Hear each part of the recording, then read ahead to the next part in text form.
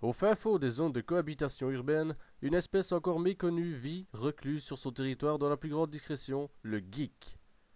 Le geek ou Informaticus addictum est l'une des plus étranges curiosités de la nature, et nous allons tenter de l'étudier durant ce reportage.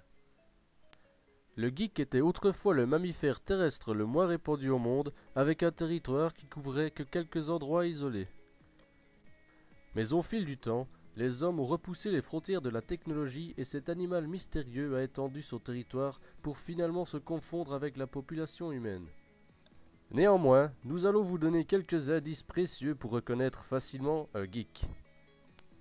Intéressons-nous d'abord à son environnement. Une chambre sombre et désordonnée, des restes de nourriture et des canettes de boissons énergétiques sont les principales caractéristiques d'un antre de geek. Le geek peut survivre dans des endroits très exigus tant qu'il y a la présence d'électricité. Car d'après des études complexes réalisées par une équipe de scientifiques, il est apparu que le geek ne peut survivre sans électricité. Observez donc.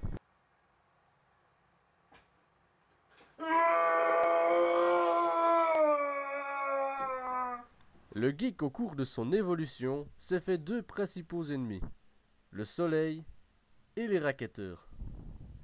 Ne pouvant sortir ni de jour ni de nuit, le geek a développé une technique identique à celle de son cousin génétique la taupe, la technique du no-life.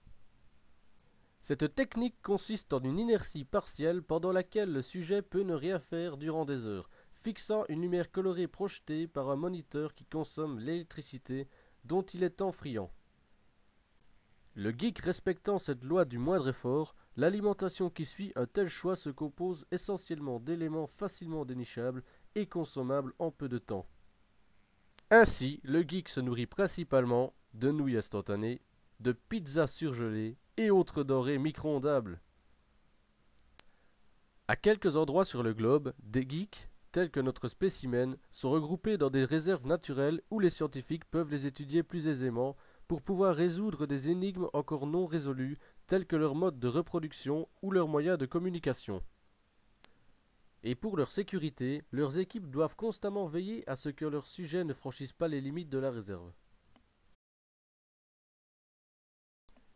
Et c'est sur ces images émouvantes que nous allons laisser cette créature qui n'a pas encore livré tous ses secrets pour explorer le monde à la recherche d'autres mystères de la nature.